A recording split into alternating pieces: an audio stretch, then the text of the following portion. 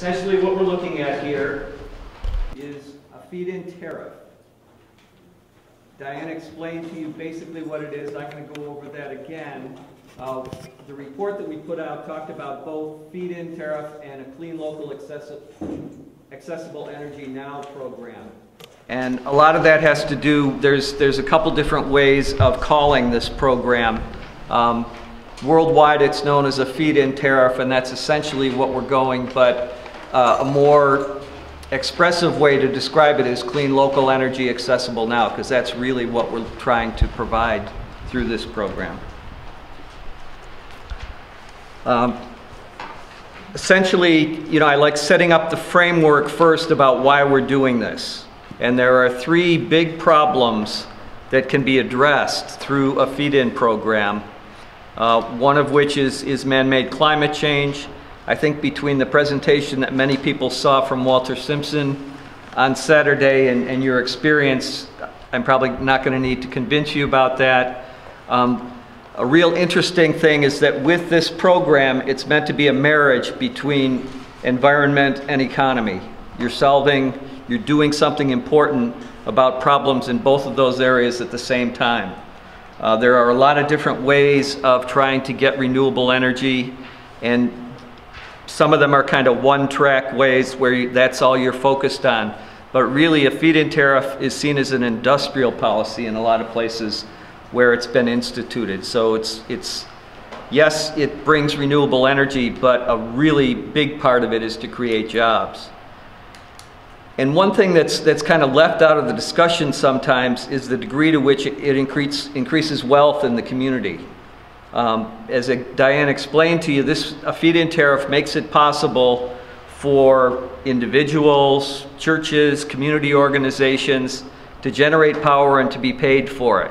So that's money that's staying in the community, that's not going to big corporations outside the community, and it's actually bringing wealth to folks who put these up. It's not an enormous amount of wealth, but it is generating income for them. So we're essentially looking at 6 different types of energy that we want to incentivize. One is wind energy, another is solar. These are kind of the 2 major ones and the 2 most popular ones. A third one is hydro, and that includes both, small streams and things like run of the river in the Niagara River. There is a proposal currently to put turbines in the Niagara River. It's something that needs to be looked at and worked out in terms of the environmental issues, but it's something that could be incentivized. Another one that may turn out to be very important for Western New York is biomass. You're going to see that New York State doesn't generate a lot of its power through coal, but the area that does generate power through coal is Western New York. We have 4 of the biggest coal plants in New York State. And we're going to need to transition away from coal in those plants. One of the things that's being looked at is the possibility of using biomass, crops like willow, to power the plants that are now burning coal. In addition to which, we want to use our tariff, and this would be fairly unique. The only place it's happening at this point is in the United Kingdom to use geothermal heating and cooling. And it's a little tricky because you're not generating electricity when you do that, but there is a way to meter it and to make it part of a feed-in tariff. In addition to which, biogas is something that would be incentivized as well. So it's a method that can kind of kill several birds with one stone, and excuse that analogy because we don't want to be killing any birds, but it maximizes the development of renewables, it also creates jobs, and it increases grassroots ownership. And something that's really unique and kind of counterintuitive is that it's really the lowest cost way to do this. As I mentioned Saturday, essentially we're just kind of all over the place at this point. We're nipping at the edges of the problem. There are renewable energy credits. There's something on a federal level called a production tax credit. If you go with NYSERDA to put up solar panels, as Joel has, they will subsidize some of the cost of that equipment. but it's not really anything that looks comprehensively at what's needed to really advance the renewables. It's kind of nipping at the edges of things. And the folks that have really taken this seriously and really wanted to do it as an industrial policy essentially said, why not set a price that's fair for whoever's going to generate it? And that way we're really going to be generating it to the maximum degree possible, and that's going to lead to job creation. So there are five aspects to a feed-in program. The first is you set the price at what it costs to generate the energy plus a small profit. The second is this is inexpensive, and it's inexpensive because you are making financial certainty. For those of us who have been in business, a lot of times you hear people squawking about the price of this and the price of that. But for a business, if they can project what that price is going to be, and it's not going to jump all around on them, they can build it into the price of the goods they make and they sell. So what this does is it sets a very certain price level that you're going to have for a period of 15 or 20 years, which makes it much less expensive for a bank to finance. Okay, the third aspect is the utility set up a standard offer contract.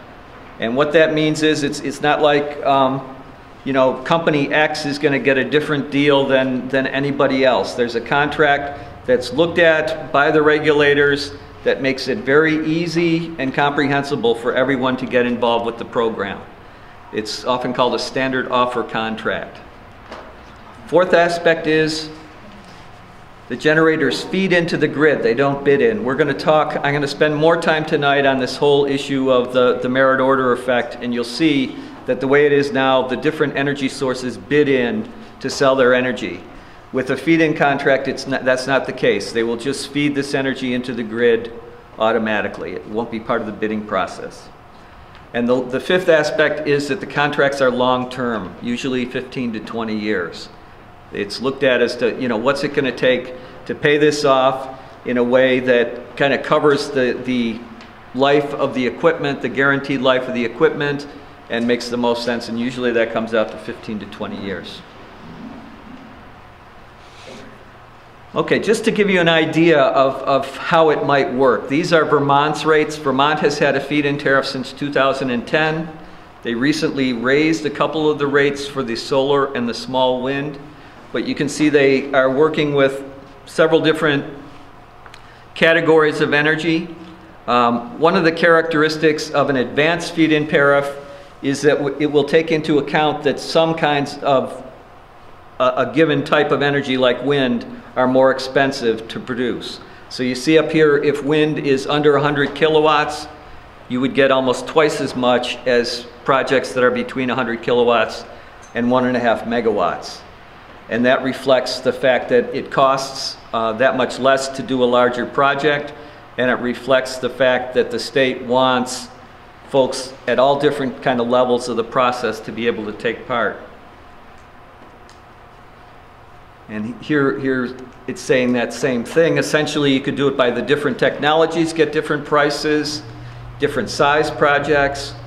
You can even do it by the strength of the resource. What New York State was looking at in its most recent proposal was for the first year you would get a set price on a wind project, and after it was measured over a couple years how much the project was generating, it would be adjusted based on the strength of the wind that's flowing through there.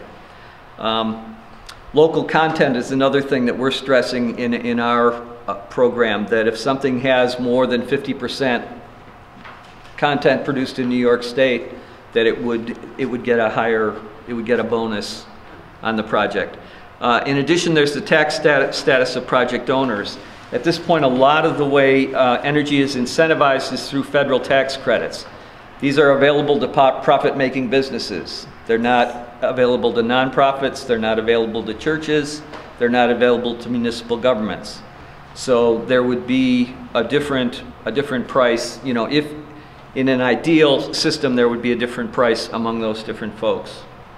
Bill, can I ask a question? Yeah, please, Ron. If I had a home and I put a wind turbine up or solar, you're suggesting that I would be selling that back at a different rate because of the cost to put the thing in the first place, correct? Yeah, it's, you know, as you can see from this, it's not Ron's house, you know, has it at a certain level, but you're in a category of small wind or small PV project.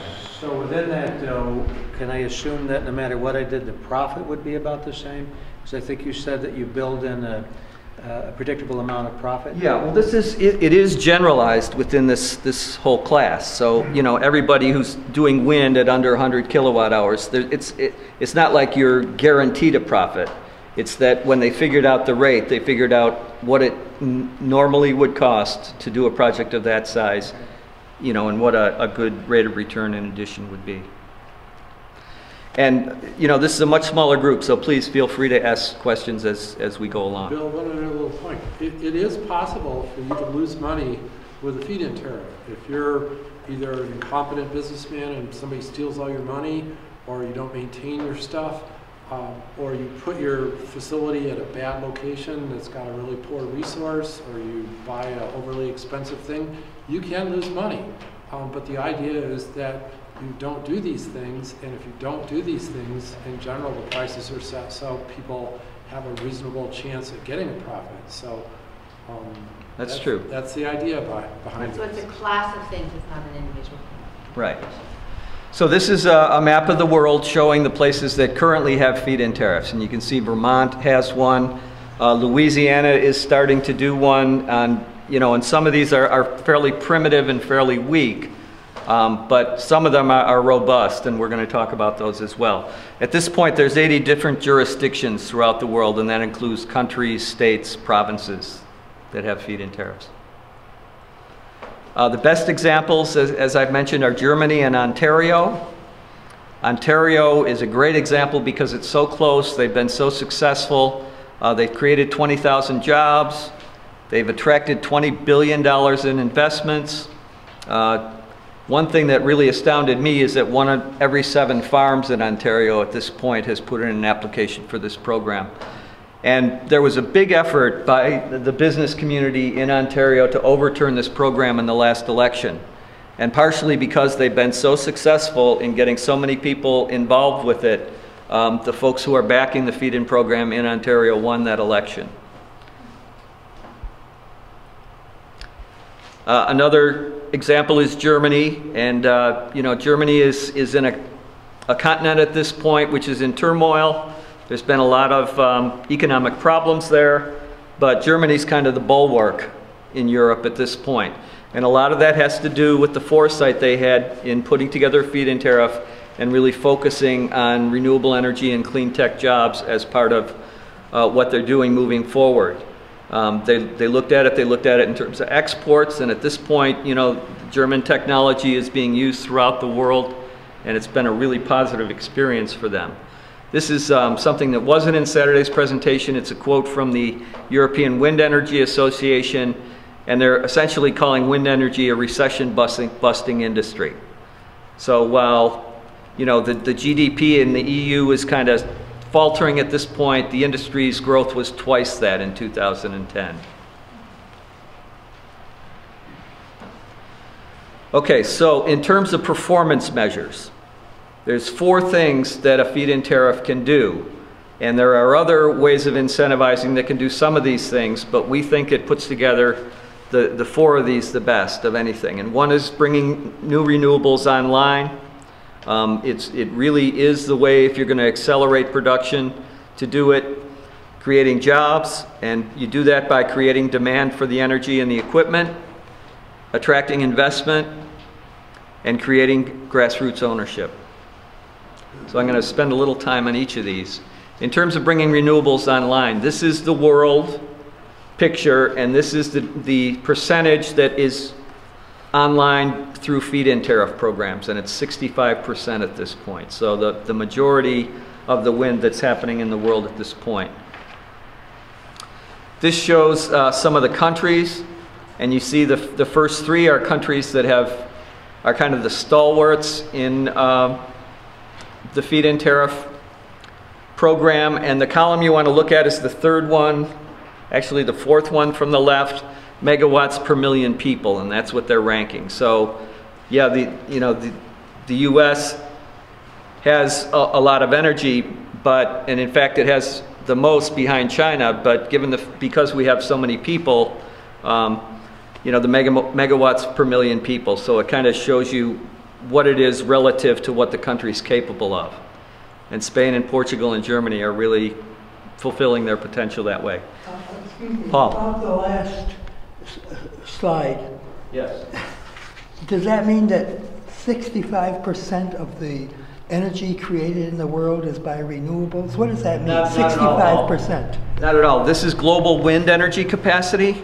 So this is the wind throughout the wind energy installations throughout the world, and it describes what policy created those installations.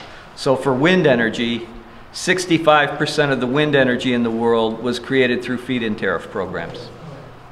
Thanks for asking that. I've looked at these till I'm blue in the face, so I might not be explaining them fully, so feel free to question. And you can see most of the ones under the US and Canada have recently instituted feed-in tariffs because they've started to do this work and they see what they need to do to advance. Consistency is an important part of a feed-in tariff, and it's a real important part of if you want to have manufacturing. If you've got a system where one year you're doing, 1 million wind turbines and the next year you're doing 200, for a manufacturer that's no good. They have to gear up and then pull right down. So this shows a real steady trend in Germany, and that's exactly what they wanted. This shows New York State. New York State has been using something called a renewable portfolio standard. They set a goal and they sell essentially some credits that go on every kilowatt hour that's generated by wind projects, but you can see in 2008 things were kind of humming right along, and then the economy kind of bottomed out, and at this point we have very little going. And this next, well, no, I guess I didn't get that slide. Oh, it's in a different section of the show. But essentially, through the last few years we've had very little wind development, and you'll see later going out into the future there's very little projected as well. This is I'm sorry for how small this slide is, but it essentially shows you what's going on in Ontario. And it's really pretty steady. A few hundred megawatts every year they have, and they are projecting out through 2013 pretty robustly. And that's what you want if you want to create jobs. Now we get to solar. And this is the solar capacity that has been installed in the world. You can see that 87% of that has been installed through feed-in programs. The German and US contrast is an amazing one. Germany has almost 6 times the solar capacity installed that we do. They've got only a little more than 1/4 of our population. They've got less than 1/20th of our landmass, the 25th of our landmass. In terms of solar resources, the bottom right corner is Germany. You can see the scale going across the bottom. Essentially the red, which is our southwest, is the best solar resource, and the purple and blue are not good solar resources. And Germany, which is on the bottom right, is pretty equivalent to Alaska. Anybody think of Alaska as a hotbed for solar energy? But Germany has almost 6 times as much solar energy installed as we do. The country above Germany is Spain.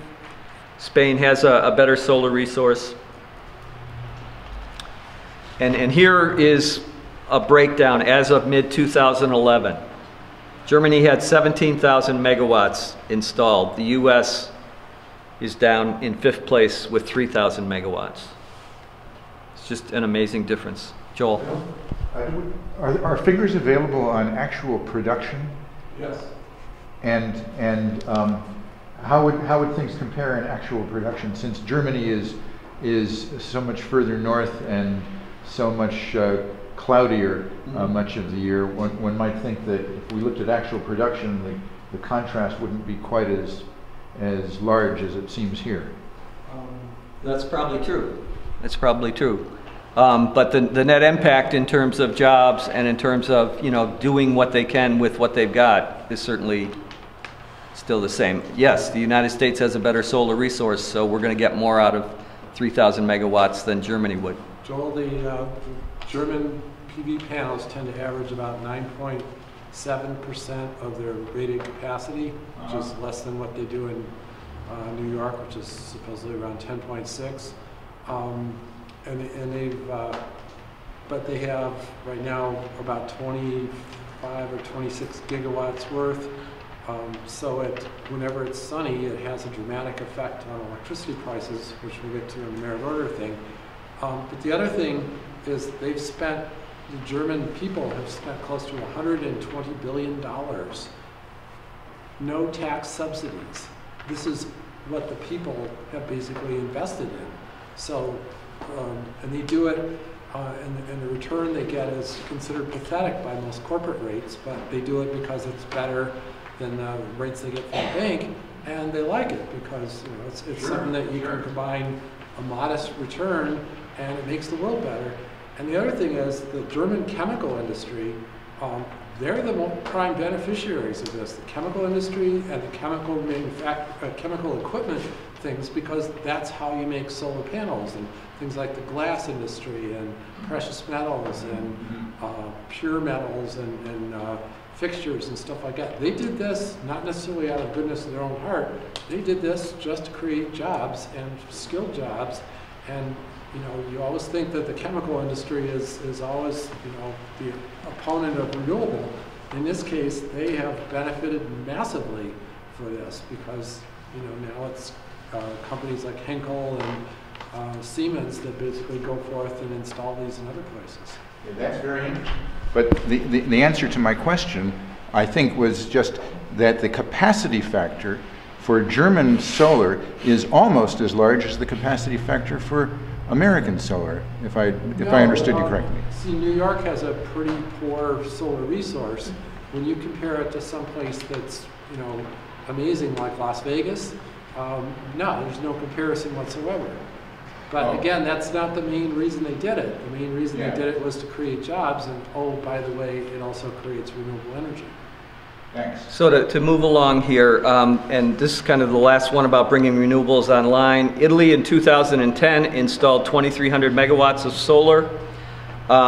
There is a law that is in the New York State Legislature, the Solar Jobs Development Act, which was targeting 5,000 megawatts of solar by 2026. Today, they backed off of that and they're going for 3,000 megawatts by, I don't know if it's 2023 or 2021. So you can see, you know, Italy in 1 year did what our goal is going to be for the next bunch of years. In terms of creating jobs, this slide kind of shows you the amount of jobs created per gigawatt hour generated. Solar is certainly a very good producer of jobs, but in general, the renewable energy jobs produce more than the fossil fuel jobs and the nuclear jobs. And the type of jobs we're talking about is also very important.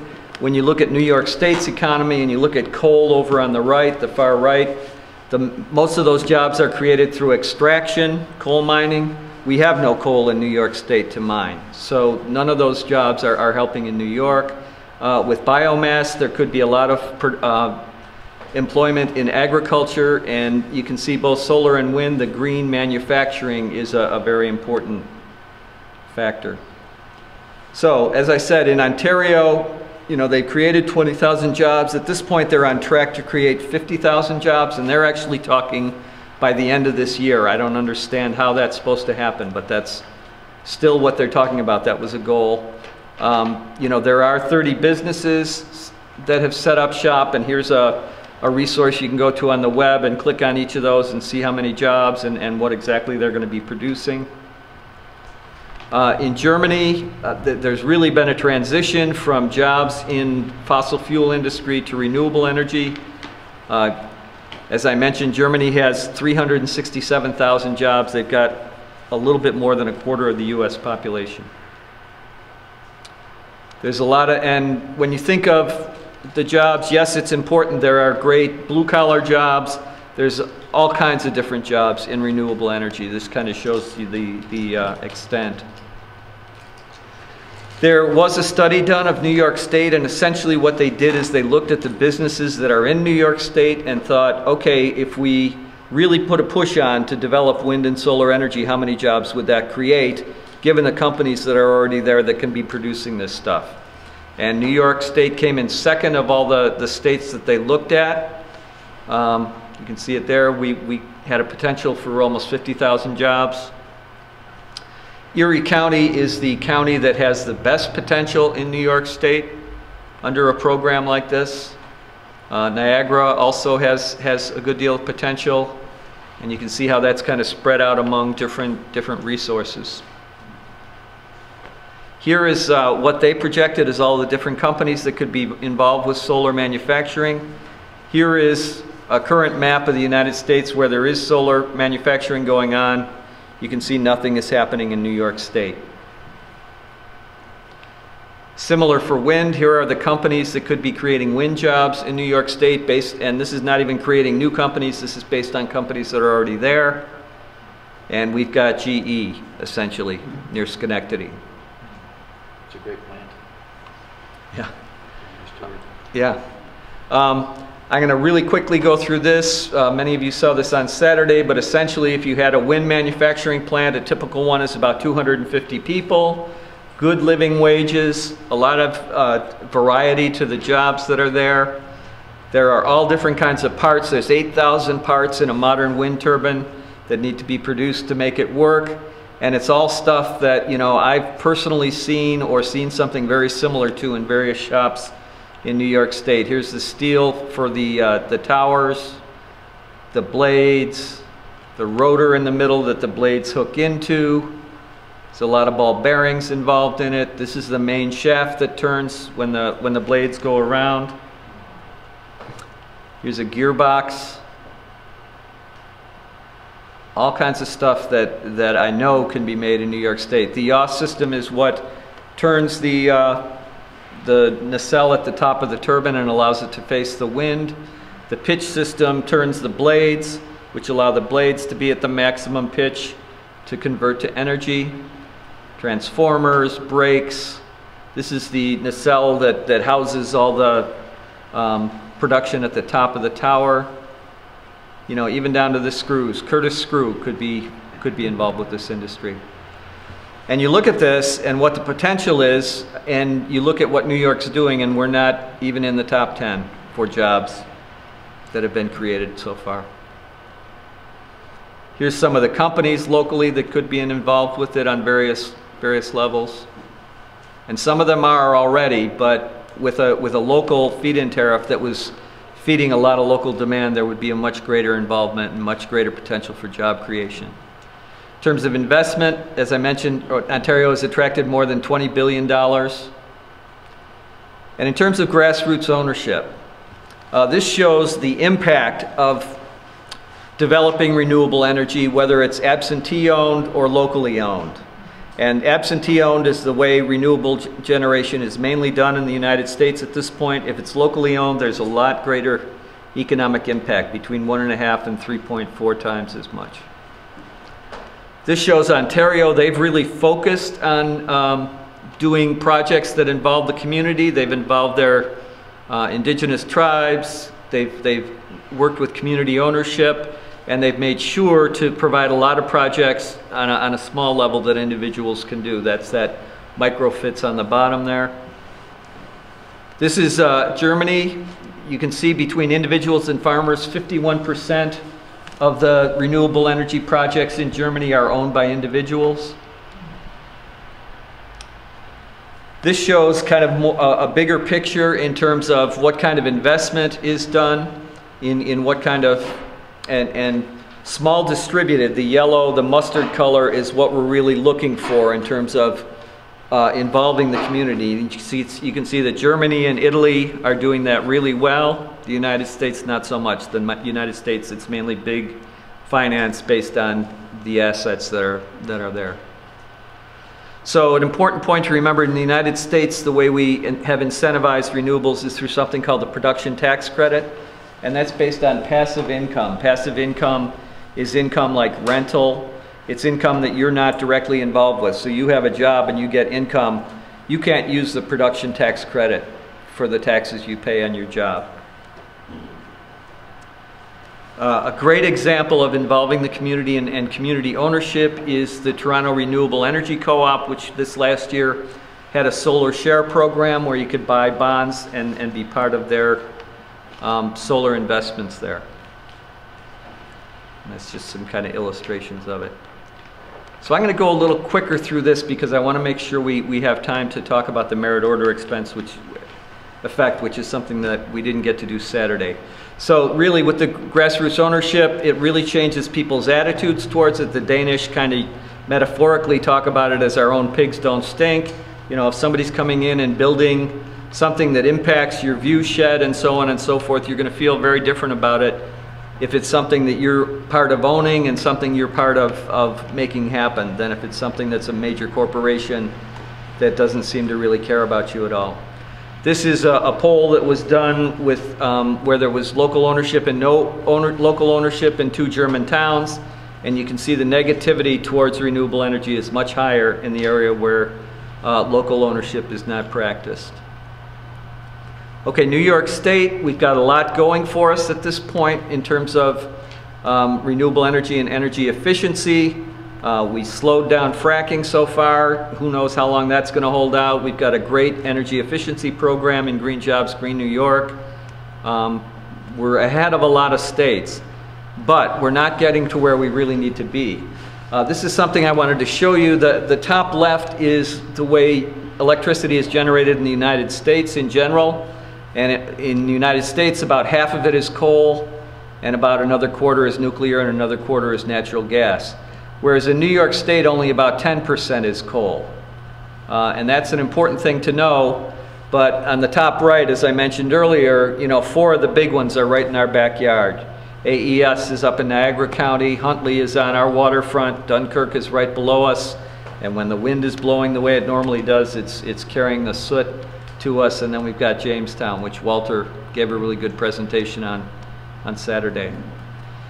So we have a renewable portfolio standard. Our goal is 30% by the year 2015. It had been 25%, they upped it. But at this point, we're nowhere near making that happen. The bottom right figure, 39%, is where we're at today. And this is after 5 years in a 9-year program. We're at about 40% of where we need to be.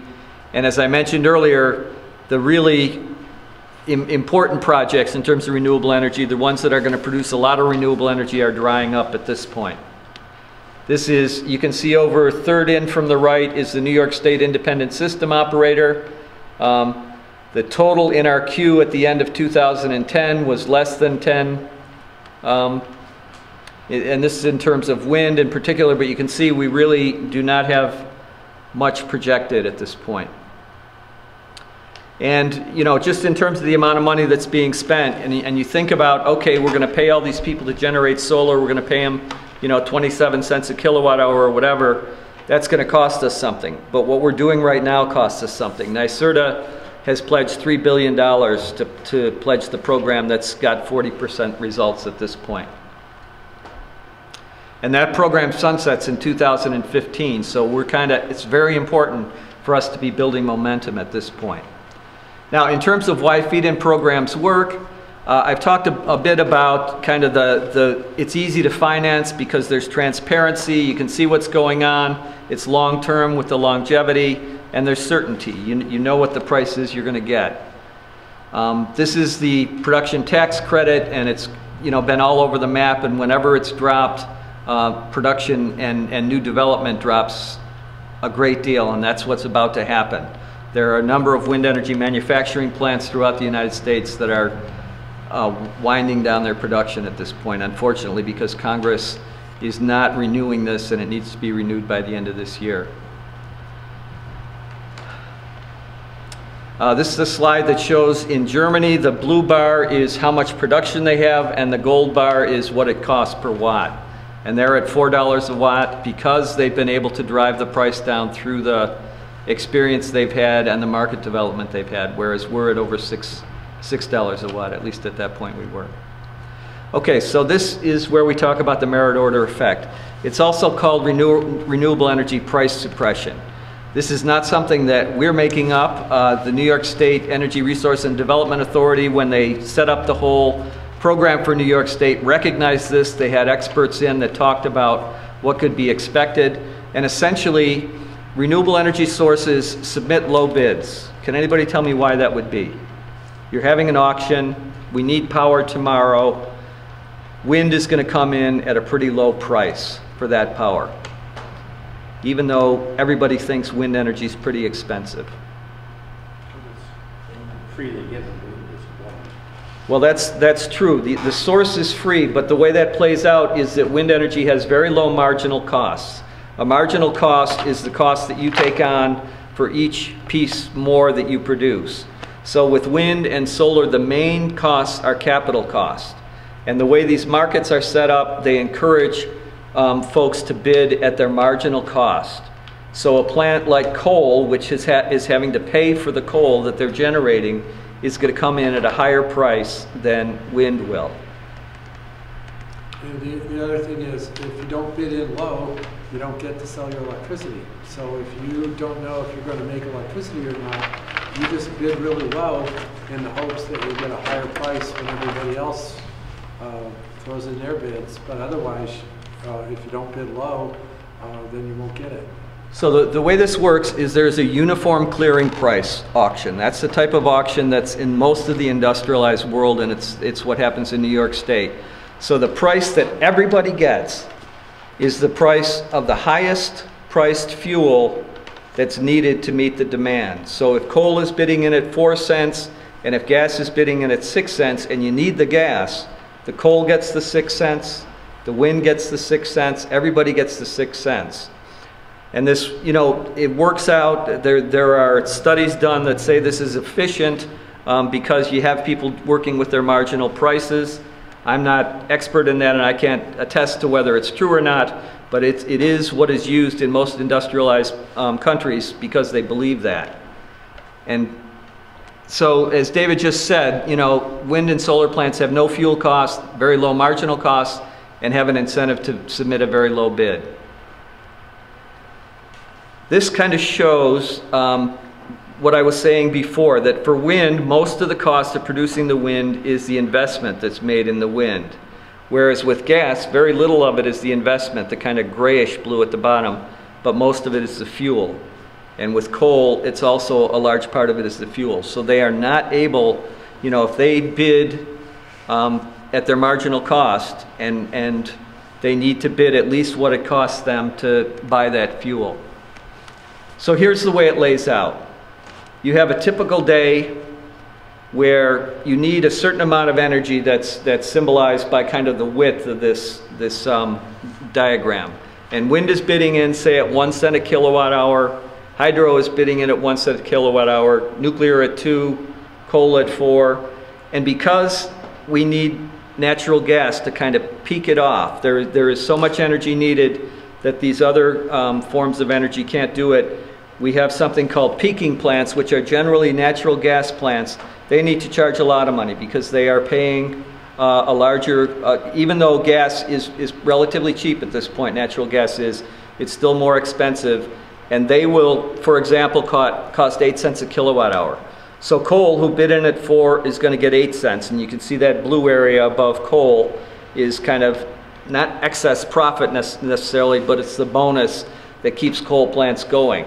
They haven't been getting this as much lately because the gas is lower, so some of the local coal plants are squawking and talking about closing down. That's what's going on when you see that the Huntley plant, you know, they're looking to subsidize it and AES is going bankrupt. This merit order impact is a lot of what's going on. You know, the nuclear is not only going to get the 2 cents worth of kind of purple, but they're also going to get all that blue above them as well. So even though their marginal costs are 2 cents, they're going to be getting 8 cents for all the power they supply that day. The same with the wind and hydro.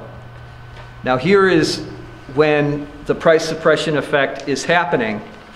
There's enough wind generated. If you imagine this same amount of power needed in terms of the width, the wind is displacing that gas energy that you would have needed. So essentially everybody at this point is getting 4 cents a kilowatt hour. And that's kind of the normal state of things. And what renewables are able to do is cut down the amount of time we go into this overdrive situation with the peaking power. And it really winds up saving us on our bills. And it offsets the kind of costs that happen with the feed-in tariff.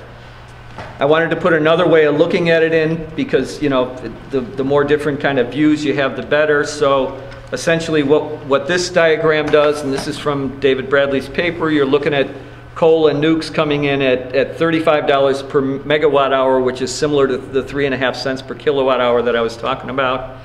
And what happens when you have the wind, which is the green over on the right, it bumps the different natural gas sources out.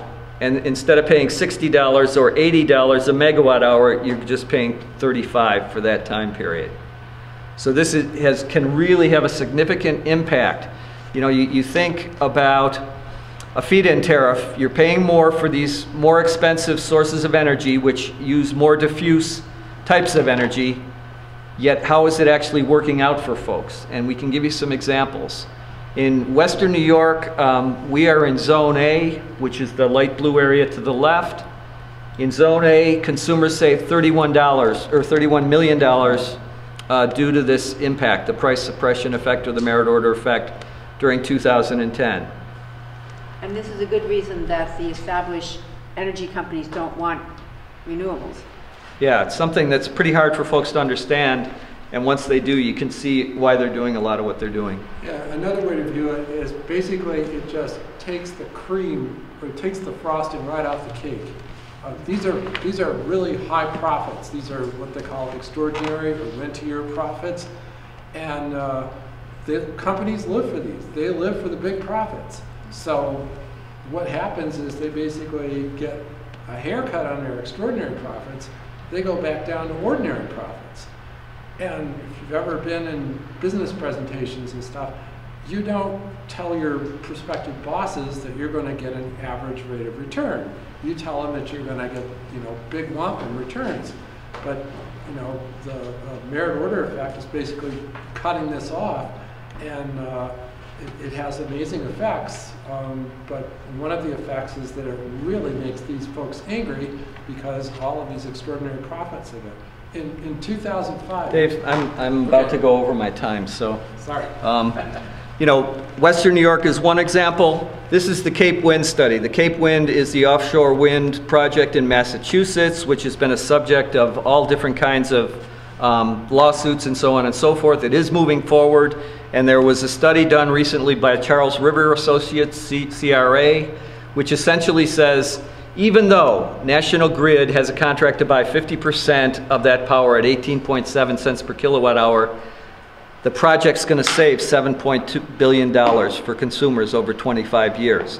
And a lot of that is the merit order effect that they're looking at there. On an even larger scale, and this is how they're projecting year by year what the savings are going to be for consumers, and they're saying it's mainly going to come out of gas and oil, which are those, you know, those sources of power that we're eliminating here in Western New York as well. In Germany, it's happening on even a larger scale. Their feed-in tariff in 2008 cost about 4.5 billion euros, but they save 5 billion euros on the merit order effect. Okay, so I'm not going to go through these. I am going to close out with the same thing I closed out on Saturday. Essentially, this is kind of our Confucian wisdom at this point. Everybody is projecting that, oh, you know, China's developing more, we have more and more people coming into the middle class. That means we have to use a lot more energy. That means we're going to put up a lot more emissions into the atmosphere, and, you know, climate change be damned, essentially, is the way the big energy companies look at it. This guy, Robert Sokolow, has really looked at solutions on this stuff, and his statement is the emissions of the future rich have to equal the emissions of today's poor and not the other way around. The average American, I think, would look at this and say, oh no, I'm going to live like a poor person. And in some ways, it's important that people take stock of what they're doing and how they're wasting, and we certainly are wasting a lot, and there's an awful lot of attention that should be paid to that. But in other ways, if we make the transition to renewables, yes, we have to use those renewables wisely, but we really can live with the kind of emissions that poor people are making today. My favorite example is my friend Susan Shea over on Woodbridge Avenue. She's got a house that uses geothermal heating and cooling, which is set up to the left of this picture in her backyard with the pipes. And then she's got solar panels on top of this structure and also on her roof. And she has a net zero energy use for the year. How much does it cost for her to install all that out there? I haven't asked her, but it's a lot of money. You know, a geothermal on a house like this might be $25K. You might get half of that back in tax credits at this point. A solar system, maybe 40, and maybe half of that back. You know, so I don't think she's saving money at this point, but she is you know, going forward, she's at a net zero state. The question I would ask is, do most people have that money to make that investment, even if they could make it over a number of years? Right. That's my major concern. Which is one of the beauties of a feed-in program, because it would incentivize people to be able to do that. Right now, I got an estimate on our house, and the solar companies will come in, install a unit, and you save money monthly, zero money down, and they just maintain it. So without any money, you can start, and they'll save you, you know, like a certain percentage, you know, a month. There are programs like that out there. A lot of money. We could have a big debate about whether that's the best way for you to go, but yeah, that's definitely one option. But Bill, I think what would be helpful in some ways is to start with a bill like that, like her bill, and show what a feed-in tariff, what's the return on the investment. When the feed-in tariff will allow me to recoup my initial investment in X number of years. I mean, if I knew that, I'd be much more willing to do that. I mean, the return on investment is a concept that I think we all get. Yeah. And to your point about whether people without a lot of income can do this, here is one of my favorite renewable energy projects in Western New York. I go by this daily on my way to work. It's at Jefferson and Glenwood on Buffalo's east side. And it's a wind turbine, and it's always spinning. You know, not everybody can afford to do it, but there are people at all different income levels that are doing it. And that's it. The presentation is available at this website.